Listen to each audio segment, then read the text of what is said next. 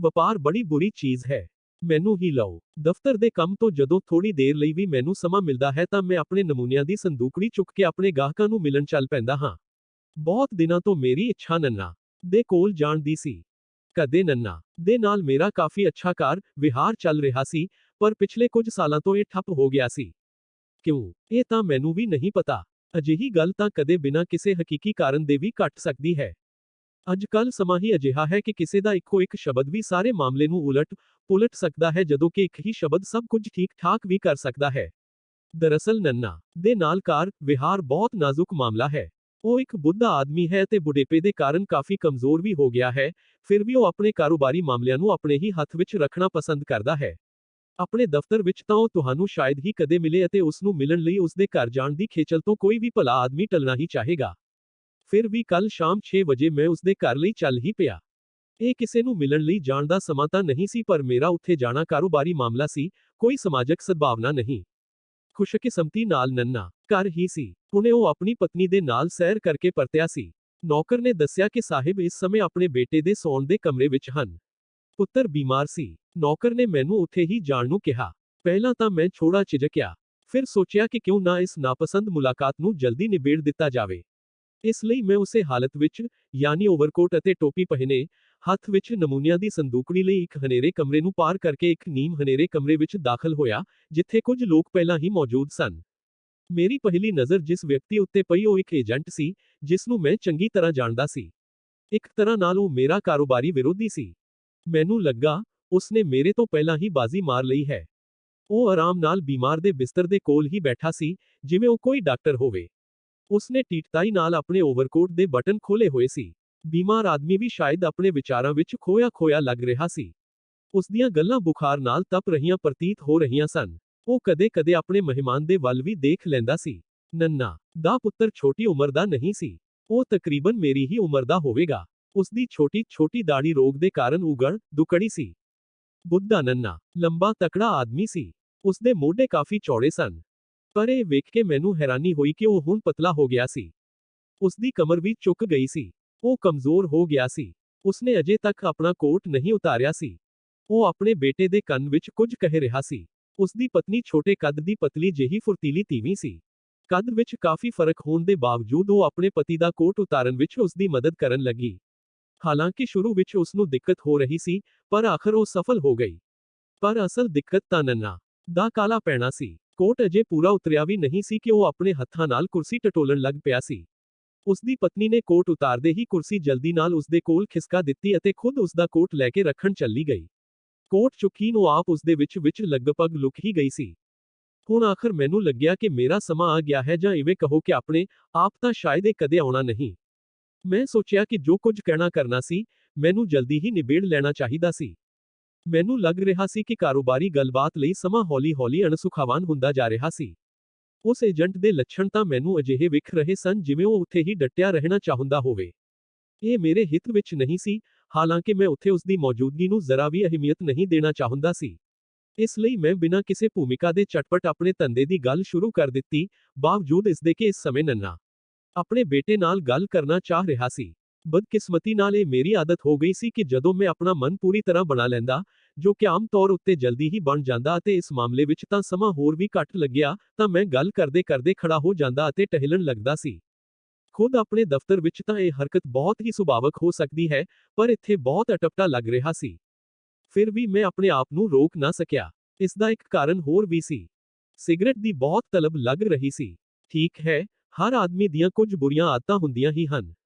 ਦੂਜੇ ਪਾਸੇ, ਉਸ ਏਜੰਟ ਦੀ ਹਾਲਤ ਵੇਖ ਕੇ ਮੈਨੂੰ ਬਹੁਤ ਰਾਹਤ ਮਿਲ ਰਹੀ ਸੀ। ਉਹ ਬੇਚੈਨ ਲੱਗ ਰਿਹਾ ਸੀ। ਮਿਸਾਲ ਲਈ ਵਾਰ-ਵਾਰ ਉਹ ਗੋਡਿਆਂ ਉਲਟ ਪੁੱਠਾ ਕੌਮਾਂ ਤੇ ਰੱਖੀ ਆਪਣੀ ਟੋਪੀ ਉਠਾ ਕੇ ਝਟਕੇ ਨਾਲ ਆਪਣੇ ਸਿਰ ਉੱਤੇ ਰੱਖ ਲੈਂਦਾ ਅਤੇ ਫਿਰ ਉੱਥੇ ਉਸ ਨੂੰ ਛੇੜਦਾ ਰਹਿੰਦਾ। ਫਿਰ ਅਚਾਨਕ ਉਸ ਨੂੰ ਲੱਗਦਾ ਕਿ ਉਸ ਤੋਂ ਕੋਈ ਗਲਤੀ ਹੋ ਗਈ ਹੈ, ਤਾਂ ਉਹ ਟੋਪੀ ਨੂੰ ਸਿਰ ਤੋਂ ਉਤਾਰ ਕੇ ਵਾਪਸ ਆਪਣੇ ਗੋਡਿਆਂ ਉੱਤੇ ਰੱਖ ਲੈਂਦਾ।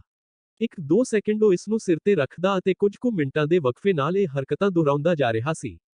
ਯਕੀਨਨ ਇਸ ਤਰ੍ਹਾਂ ਦੇ ਚੱਲਣ ਨੂੰ ਮੁਆਫੀ ਰਹਿਤ ਕਿਹਾ ਜਾਣਾ ਚਾਹੀਦਾ ਹੈ। ਮੈਨੂੰ ਤਾਂ ਇਸ ਨਾਲ ਕੋਈ ਫਰਕ ਨਹੀਂ ਪੈ ਰਿਹਾ ਸੀ, ਕਿਉਂਕਿ ਮੈਂ ਤਾਂ ਟਹਿਲਦਾ ਹੋਇਆ ਆਪਣੇ ਪ੍ਰਸਤਾਵਾਂ ਵਿੱਚ ਪੂਰੀ ਤਰ੍ਹਾਂ ਖੋਇਆ ਹੋਇਆ ਸੀ ਅਤੇ ਉਸ ਨੂੰ ਅਣਡਿੱਠ ਕਰ ਰਿਹਾ ਸੀ, ਲੇਕਿਨ ਉਸ ਦੀਆਂ ਇਹ ਹਰਕਤਾਂ ਹੋਰ ਲੋਕਾਂ ਨੂੰ ਜ਼ਰੂਰ ਆਪੇ ਤੋਂ ਬਾਹਰ ਕਰ ਰਹੀਆਂ ਹੋਣਗੀਆਂ। ਦਰਅਸਲ ਮੈਂ ਜਦੋਂ ਆਪਣੀ ਤਿਆਰੀ ਵਿੱਚ ਪੂਰਾ ਤਾਕ ਹੋ ਜਾਂਦਾ ਹਾਂ ਤਾਂ ਅਜਿਹੀਆਂ ਹਰਕਤਾਂ ਦੀ ਹੀ ਕਿਸੇ ਵੀ ਗੱਲ ਦੀ ਪਰਵਾਹ ਨਹੀਂ ਕਰਦਾ। ਇਹ ਸੱਚ ਹੈ, ਮੈਂ ਹੋ ਰਿਹਾ ਸਭ ਕੁਝ ਵੇਖ ਰਿਹਾ ਹੁੰਦਾ ਹਾਂ, ਪਰ ਇਸ ਨੂੰ ਉਦੋਂ ਤੱਕ ਸਵੀਕਾਰ ਨਹੀਂ ਕਰਦਾ, ਜਦੋਂ ਤੱਕ ਮੈਂ ਆਪਣੀ ਗੱਲ ਮੁਕਾ ਨਹੀਂ ਲੈਂਦਾ, ਜਾਂ ਜਦੋਂ ਤੱਕ ਕੋਈ ਇਤਰਾਜ਼ ਨਹੀਂ ਉੱਠ ਜਾਂਦਾ। ਇਸ ਲਈ ਮੈਂ ਸਭ ਕੁਝ ਵੇਖ ਰਿਹਾ ਸੀ। ਮਸਲਨ ਨੰਨਾ, ਮੇਰੀ ਗੱਲ ਵੱਲ ਭੋਰਾ ਵੀ ਧਿਆਨ ਨਹੀਂ ਦੇ ਰਿਹਾ ਸੀ। ਕੁਰਸੀ ਦੀਆਂ ਬਾਹਾਂ ਨੂੰ ਫੜੀਨ ਉਹ ਬਿਨਾਂ ਮੇਰੇ ਵੱਲ ਵੇਖ ਬੇਚੈਨੀ ਨਾਲ ਤਿਲਮਿਲਾ ਰਿਹਾ ਸੀ। ਉਹ ਕਿਤੇ ਸੁਣਨ ਵਿੱਚ ਟਿਕਟਿਕੀ ਲਾ ਵੇਖ ਰਿਹਾ ਸੀ, ਜਿਵੇਂ ਕੁਝ ਲੱਭ ਰਿਹਾ ਹੋਵੇ। ਉਸਦੇ ਚਿਹਰੇ ਨੂੰ ਵੇਖ ਕੇ ਕੋਈ ਵੀ ਸਮਝ ਸਕਦਾ ਸੀ ਕਿ ਮੇਰੇ ਕਹੇ ਹੋਏ ਸ਼ਬਦਾਂ ਤੋਂ ਜਾਂ ਠੀਕ ਕਹੋ ਤਾਂ ਮੇਰੀ ਮੌਜੂਦਗੀ ਤੋਂ ਵੀ ਉਹ ਪੂਰੀ ਤਰ੍ਹਾਂ ਅਨਪਿੱਜ ਲੱਗ ਰਿਹਾ ਸੀ।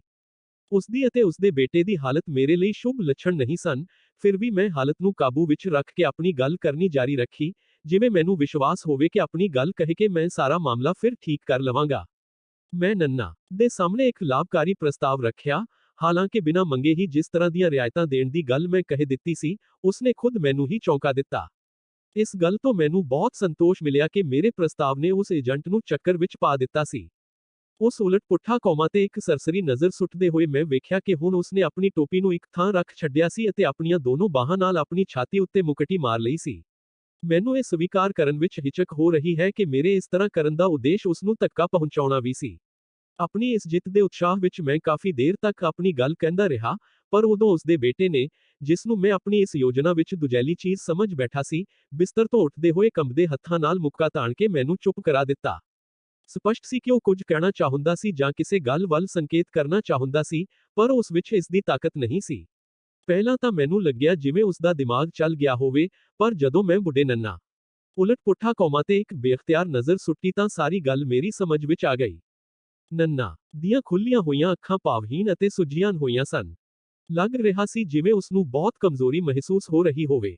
ਉਹ ਕੰਬ ਰਿਹਾ ਸੀ ਅਤੇ ਉਸਦਾ ਸਰੀਰ ਅੱਗੇ ਵੱਲ ਝੁਕਦਾ ਜਾ ਰਿਹਾ ਸੀ, ਜਿਵੇਂ ਕੋਈ ਉਸਨੂੰ ਦੱਬ ਰਿਹਾ ਹੋਵੇ ਜਾਂ ਉਸਦੇ ਮੋਢਿਆਂ ਨੂੰ ਠੋਕ ਰਿਹਾ ਹੋਵੇ। ਉਸਦਾ ਹੇਠਲਾ ਬੁੱਲ ਜਾਂ ਇਵੇਂ ਕਹੋ ਕਿ ਹੇਠਲਾ ਜਬਾੜਾ ਲਟਕ ਗਿਆ ਸੀ ਅਤੇ ਉਸਦੇ ਨੰਗੇ ਬੁੱਟਾਂ ਤੇ ਝੱਗ ਜਿਹੀ ਨਜ਼ਰ ਆ ਰਹੀ ਸੀ। ਉਹ ਬੜੀ ਮੁਸ਼ਕਲ ਨਾਲ ਸਾਹ ਲੈ ਰਿਹਾ ਸੀ। ਫਿਰ ਅਚਾਨਕ ਜਿਵੇਂ ਉਸਨੂੰ ਸਾਰੇ ਕਸ਼ਟਾਂ ਤੋਂ ਮੁਕਤੀ ਮਿਲ ਗਈ ਹੋਵੇ, ਉਸਨੇ ਕੁਰਸੀ ਉਲਟ ਪੁੱਠਾ ਕੌਮਾਂ ਤੇ ਪਿੱਠ ਟਿਕਾ ਕੇ ਅੱਖਾਂ ਬੰਦ ਕਰ ਲਈਆਂ। ਦਰਦ ਦੀ ਇੱਕ ਗਹਿਰੀ ਤਰੰਗ ਉਸਦੇ ਚਿਹਰੇ ਤੋਂ ਲੰਘ ਗਈ ਅਤੇ ਸਭ ਕੁਝ ਖਤਮ ਹੋ ਗਿਆ। ਮੈਂ ਝਟਕੇ ਨਾਲ ਉਸ ਵੱਲ ਹੋਇਆ ਅਤੇ ਉਸਦੀ ਬੇਜਾਨ ਕਲਾਈ ਫੜ ਲਈ। ਉਹ ਇੰਨਾ ਠੰਡਾ ਸੀ ਕਿ ਇੱਕ ਵਾਰ ਤਾਂ ਠੰਡ ਦੀ ਇੱਕ ਲਹਿਰ ਮੇਰੇ ਪੂਰੇ ਸਰੀਰ ਵਿੱਚ ਦੌੜ ਗਈ। ਨਬਜ਼ ਰੁਕ ਗਈ ਸੀ, ਯਾਨੀ ਸਭ ਖਤਮ ਹੋ ਗਿਆ ਸੀ। ਕੁਝ ਵੀ ਹੋਵੇ, ਉਹ ਬਹੁਤ ਬੁੱਢਾ ਹੋ ਗਿਆ ਸੀ। ਕਾਸ਼ ਸਾਨੂੰ ਸਾਰਿਆਂ ਨੂੰ ਵੀ ਅਜਿਹੀ ਮੌਤ ਨਸੀਬ ਹੁੰਦੀ। ਪਰ ਹੁਣ ਮੈਂ ਕੀ ਕਰਾਂ? ਮੈਂ ਮਦਦ ਲਈ ਆਸ-ਪਾਸ ਵੇਖਿਆ। ਉਸਦੇ ਬੇਟੇ ਨੇ ਚਾਦਰ ਸਿਰ ਤੱਕ ਓੜ ਲਈ ਸੀ ਅਤੇ ਉਸਦੀਆਂ ਸਿਸਕੀਆਂ ਦੀ ਆਵਾਜ਼ ਮੈਂ ਸਾਫ਼ ਸੁਣ ਰਿਹਾ ਸੀ। ਉਹ ਏਜੰਟ ਤਾਂ ਕਿਸੇ ਮੱਛੀ ਦੀ ਤਰ੍ਹਾਂ ਠੰਡਾ ਲੱਗ ਰਿਹਾ ਸੀ। ਉਹ ਨੰਨਾ ਤੋਂ 2 ਕਦਮ ਦੂਰ ਆਪਣੀ ਕੁਰਸੀ ਉੱਤੇ ਅਹਿਲ ਬੈਠਾ ਸੀ ਅਤੇ ਲੱਗ ਰਿਹਾ ਸੀ ਕਿ ਉਹ ਕੁਝ ਨਹੀਂ ਕਰ ਸਕੇਗਾ। ਇਸ ਲਈ ਮੈਂ ਹੀ ਉਹ ਇੱਕਮਾਤਰ ਵਿਅਕਤੀ ਸੀ, ਜੋ ਕੁਝ ਕਰ ਸਕਦਾ ਸੀ। ਬਹੁਤ ਔਖਾ ਕੰਮ ਸੀ ਉਸਦੀ ਪਤਨੀ ਨੂੰ ਉਸਦੀ ਮੌਤ ਦੀ ਖਬਰ ਦੇਣਾ, ਅਤੇ ਉਹ ਵੀ ਇਸ ਤਰ੍ਹਾਂ ਕਿ ਉਹ ਉਸਨੂੰ ਸਹਿਣ ਕਰ ਸਕੇ। ਨਾਲ ਵਾਲੇ ਕਮਰੇ ਵਿੱਚੋਂ ਮੈਨੂੰ ਉਸਦੇ ਪੈਰਾਂ ਦਾ ਖੜਾਕ ਸੁਣਾਈ ਦੇਣ ਲੱਗਾ ਸੀ। ਉਹ ਅਜੇ ਤੱਕ ਬਾਹਰ ਵਾਲੇ ਕੱਪੜਿਆਂ ਵਿੱਚ ਹੀ ਸੀ। ਉਹਨਾਂ ਨੂੰ ਬਦਲਣ ਦਾ ਉਸਨੂੰ ਅਜੇ ਤੱਕ ਸਮਾਂ ਹੀ ਨਹੀਂ ਮਿਲਿਆ ਸੀ। ਉਹ ਆਪਣੇ ਪਤੀ ਨੂੰ ਪੁਆਉਣ ਲਈ ਅੱਗ ਦੇ ਸਾਹਮਣੇ ਗਰਮ ਕਰਕੇ ਘਰ ਦੇ ਕੱਪੜੇ ਲਿਆਈ ਸੀ। ਸਾਨੂੰ ਅਹਿਲ ਬੈਠੇ ਵੇਖ ਉਸਨੇ ਮੁਸਕਰਾਉਂਦੇ ਅਤੇ ਆਪਣੀ ਗਰਦਨ ਹਿਲਾਉਂਦੇ ਹੋਏ ਕਿਹਾ, ਉਹ ਸੌਂ ਗਏ ਹਨ। ਆਪਣੇ ਅਮਿਣਵੇਨ ਮਾਸੂਮ ਵਿਸ਼ਵਾਸ ਦੇ ਨਾਲ ਉਸਨੇ ਆਪਣੇ ਪਤੀ ਦੀ ਉਹੀ ਕਲਾਈ ਫੜੀ ਜੋ ਕੁਝ ਦੇਰ ਪਹਿਲਾਂ ਮੈਂ ਫੜੀ ਸੀ ਅਤੇ ਵੱਡੇ ਖੁਸ਼ ਮਨ ਨਾਲ ਉਸ ਉਲਟ ਪੁੱਠਾ ਕੌਮਾਂ ਤੇ ਇੱਕ ਚੁੰਮਣ ਚਿਪਕਾ ਦਿੱਤਾ। ਅਸੀਂ ਤਿੰਨੋਂ ਹੈਰਾਨੀ ਨਾਲ ਵੇਖਦੇ ਹੀ ਰਹਿ ਗਏ ਕਿ ਨੰਨਾ ਹਿੱਲਿਆ ਅਤੇ ਉਸਨੇ ਉਬਾਸੀ ਲਈ। ਪਤਨੀ ਨੇ ਉਸਨੂੰ ਘਰ ਦੀ ਕਮੀਜ਼ ਪਹਿਨਾਈ ਅਤੇ ਇੰਨੀ ਲੰਬੀ ਸੈਰ ਲਈ, ਜਿਸਨੇ ਉਸਨੂੰ ਥਕਾ ਦਿੱਤਾ ਸੀ, ਉਲਾਂਭਾ ਦੇਣ ਲੱਗੀ। ਉਹ ਉਸ ਉਲਾਮੇ ਨੂੰ ਖਿਝ ਅਤੇ ਵਿਅੰਗ ਦੇ ਭਾਵ ਨਾਲ ਸੁਣਦਾ ਰਿਹਾ ਅਤੇ ਜਵਾਬ ਵਿੱਚ ਉਸਨੇ ਕਿਹਾ ਕਿ ਉਹ ਉਕਤਾਉਣ ਲੱਗਾ ਸੀ ਅਤੇ ਇਸੇ ਵਜ੍ਹਾ ਨਾਲ ਉਸਨੂੰ ਨੀਂਦ ਆ ਗਈ ਸੀ। ਅਤੇ ਫਿਰ ਕੁਝ ਦੇਰ ਆਰਾਮ ਕਰਨ ਲਈ ਉਸਨੂੰ ਬਿਮਾਰ ਦੇ ਬਿਸਤਰੇ ਉੱਤੇ ਹੀ ਲਿਟਾ ਦਿੱਤਾ ਗਿਆ। ਸਿਰ ਦੇ ਹੇਠਾਂ ਰੱਖਣ ਲਈ ਉਸਦੀ ਪਤਨੀ ਜਲਦੀ ਨਾਲ 2 ਤਕੀਏ ਲੈ ਆਈ ਅਤੇ ਬਿਮਾਰ ਦੀ ਪੈਂਦ ਦੇ ਵੱਲ ਰੱਖ ਦਿੱਤੇ। ਆਪਣੇ ਕਮਰੇ ਵਿੱਚ ਉਸਨੂੰ ਇਸ ਲਈ ਜਾਣ ਨਹੀਂ ਦਿੱਤਾ ਗਿਆ, ਕਿਉਂਕਿ ਉੱਥੇ ਜਾਣ ਲਈ ਇੱਕ ਖਾਲੀ ਕਮਰੇ ਵਿੱਚ ਦੀ ਲੰਘਣਾ ਪੈਂਦਾ ਸੀ ਅਤੇ ਉਸ ਵਿੱਚ ਉਸਨੂੰ ਠੰਡ ਲੱਗ ਸਕਦੀ ਸੀ। ਜੋ ਕੁਝ ਪਹਿਲਾਂ ਹੋਇਆ ਸੀ, ਹੁਣ ਉਸ ਵਿੱਚ ਮੈਨੂੰ ਕੋਈ ਵਿਚਿੱਤਰਤਾ ਨਹੀਂ ਲੱਗ ਰਹੀ ਸੀ। ਫਿਰ ਨੰਨਾ ਨੇ ਸ਼ਾਮ ਦਾ ਅਖਬਾਰ ਮੰਗਿਆ ਅਤੇ ਬਿਨਾਂ ਆਪਣੇ ਮਹਿਮਾਨਾਂ ਦੇ ਵੱਲ ਜ਼ਰਾ ਵੀ ਧਿਆਨ ਦਿੱਤੇ ਅਖਬਾਰ ਖੋਲ੍ਹ ਲਿਆ। ਉਹ ਧਿਆਨ ਨਾਲ ਅਖਬਾਰ ਨਹੀਂ ਪੜ੍ਹ ਰਿਹਾ ਸੀ, ਇਵੇਂ ਹੀ ਸਰਸਰੀ ਤੌਰ ਉੱਤੇ ਇੱਧਰ-ਉੱਧਰ ਨਜ਼ਰ ਮਾਰ ਰਿਹਾ ਸੀ। ਉਸਨੇ ਸਾਡੇ ਪ੍ਰਸਤਾਵਾਂ ਉੱਤੇ ਕੁਝ ਨਾਪਸੰਦ ਟਿੱਪਣੀਆਂ ਵੀ ਕੀਤੀਆਂ। ਦਰਅਸਲ ਉਸਨੇ ਆਪਣੇ ਹੱਥ ਨੂੰ ਬੜੀ ਹਿਕਾਰਤ ਨਾਲ ਹਿਲਾਉਂਦੇ ਹੋਏ ਜਿਸ ਤਰ੍ਹਾਂ ਦੀਆਂ ਤਿੱਖੀਆਂ ਟਿੱਪਣੀਆਂ ਕੀਤੀਆਂ ਸਨ, ਉਸ ਵਿੱਚ ਇਸ ਗੱਲ ਵੱਲ ਸਪਸ਼ਟ ਸੰਕੇਤ ਸੀ ਕਿ ਕੰਮ-ਕਾਜ ਕਰਨ ਦੇ ਸਾਡੇ ਤਰੀਕਿਆਂ ਨੇ ਉਸਦੇ ਮੂੰਹ ਦਾ ਸਵਾਦ ਖਰਾਬ ਕਰ ਦਿੱਤਾ ਹੈ। ਇਹ ਸਭ ਸੁਣ ਕੇ ਉਸ ਏਜੰਟ ਨੇ ਵੀ 1-2 ਨਾਪਸੰਦ ਟਿੱਪਣੀਆਂ ਕਰ ਹੀ ਦਿੱਤੀਆਂ। ਬੇਸ਼ੱਕ, ਜੋ ਕੁਝ ਹੋਇਆ ਸੀ, ਉਸ ਦੀ ਤੋੜ ਦਾ ਇਹ ਸਭ ਤੋਂ ਘਟੀਆ ਤਰੀਕਾ ਸੀ। ਜਲਦੀ ਹੀ ਮੈਂ ਉਹਨਾਂ ਕੋਲੋਂ ਵਿਦਾ ਲੈ ਲਈ। ਮੈਂ ਉਸ ਏਜੰਟ ਦਾ ਅਹਿਸਾਨਮੰਦ ਸੀ, ਕਿਉਂਕਿ ਜੇਕਰ ਉਹ ਨਾ ਹੁੰਦਾ ਤਾਂ ਮੈਨੂੰ ਉੱਥੋਂ ਖਿਸਕਣ ਦਾ ਇੰਨਾ ਅੱਛਾ ਮੌਕਾ ਨਾ ਮਿਲ ਸਕਦਾ। ਬਾਹਰ ਨਿਕਲਦੇ ਹੋਏ ਬਰਾਂਡੇ ਵਿੱਚ ਮੈਨੂੰ ਸ਼੍ਰੀਮਤੀ ਨੰਨਾ ਮਿਲ ਗਈ। ਉਸ ਦੀ ਕਰੁਣਾ ਮੂਰਤੀ ਨੂੰ ਵੇਖ ਕੇ ਮੈਂ ਮਨ ਵਿੱਚ ਕਿਹਾ ਕਿ ਉਸ ਨੂੰ ਵੇਖ ਕੇ ਮੈਨੂੰ ਆਪਣੀ ਮਾਂ ਦੀ ਯਾਦ ਆ ਗਈ। ਉਸ ਨੂੰ ਚੁੱਪ ਵੇਖ ਕੇ ਮੈਂ ਅੱਗੇ ਕਿਹਾ, ਲੋਕ ਜੋ ਵੀ ਕਹਿਣ, ਉਹ ਚਮਤਕਾਰ ਕਰ ਸਕਦੀ ਸੀ। ਜਿਨ੍ਹਾਂ ਚੀਜ਼ਾਂ ਨੂੰ ਅਸੀਂ ਭੰਨ ਤੋੜ ਦਿੰਦੇ, ਉਹ ਉਹਨਾਂ ਨੂੰ ਫਿਰ ਤੋਂ ਠੀਕ ਕਰ ਦਿੰਦੀ। ਜਦੋਂ ਅਜੇ ਮੈਂ ਬੱਚਾ ਹੀ ਸੀ, ਉਸ ਦੀ ਮੌਤ ਹੋ ਗਈ ਸੀ। ਮੈਂ ਇਹ ਗੱਲ ਬਹੁਤ ਹੌਲੀ ਅਤੇ ਸਪਸ਼ਟ ਢੰਗ ਨਾਲ ਕਹੀ। ਮੇਰਾ ਖਿਆਲ ਸੀ ਕਿ ਉਸ ਬੁੱਢੀ ਤੀਵੀਂ ਨੂੰ ਜ਼ਰਾ ਉੱਚਾ ਸੁਣਦਾ ਸੀ। ਪਰ ਉਹ ਤਾਂ ਉੱਕਾ ਹੀ ਨਹੀਂ ਸੁਣ ਸਕਦੀ ਸੀ, ਕਿਉਂਕਿ ਮੇਰੀ ਗੱਲ ਨੂੰ ਬਿਨਾਂ ਸਮਝੇ ਉਸਨੇ ਪੁੱਛਿਆ ਸੀ, ਮੇਰੇ ਪਤੀ ਤੁਹਾਡੇ ਪ੍ਰਸਤਾਵ ਬਾਰੇ ਕੀ ਕਹਿ ਰਹੇ ਹਨ? ਵਿਦਾਈ ਦੇ 2-4 ਸ਼ਬਦਾਂ ਦੇ ਵਿੱਚ ਮੈਨੂੰ ਇਹ ਵੀ ਲੱਗਾ ਕਿ ਉਹ ਮੈਨੂੰ ਏਜੰਟ ਸਮਝ ਰਹੀ ਹੈ, ਨਹੀਂ ਤਾਂ ਉਹ ਜ਼ਿਆਦਾ ਆਪਣਤ ਨਾਲ ਗੱਲ ਕਰਦੀ। ਫਿਰ ਮੈਂ ਪੌੜੀਆਂ ਉੱਤਰ ਗਿਆ। ਉਤਰਨਾ ਚੜ੍ਹਨ ਨਾਲੋਂ ਜ਼ਿਆਦਾ ਥੱਕਾ ਦੇਣ ਵਾਲਾ ਸਾਬਤ ਹੋਇਆ, ਹਾਲਾਂਕਿ ਚੜ੍ਹਨਾ ਵੀ ਕੋਈ ਸੌਖਾ ਕੰਮ ਨਹੀਂ ਸੀ। ਉਹ ਕਿੰਨੀਆਂ ਹੀ ਕਾਰੋਬਾਰੀ ਮੁਲਾਕਾਤਾਂ ਅਜਿਹੀਆਂ ਹੁੰਦੀਆਂ ਹਨ ਜਿਨ੍ਹਾਂ ਦਾ ਕੋਈ ਨਤੀਜਾ ਨਹੀਂ ਨਿਕਲਦਾ ਹੈ, ਪਰ ਇਸ ਕਾਰਨ ਹੱਥ ਤੇ ਹੱਥ ਧਰ ਕੇ ਵੀ ਤਾਂ ਨਹੀਂ ਬੈਠਿਆ ਜਾ ਸਕਦਾ ਅਤੇ ਮੁਲਾਕਾਤਾਂ ਕਰਦੇ ਰਹਿਣਾ ਪੈਂਦਾ ਹੈ।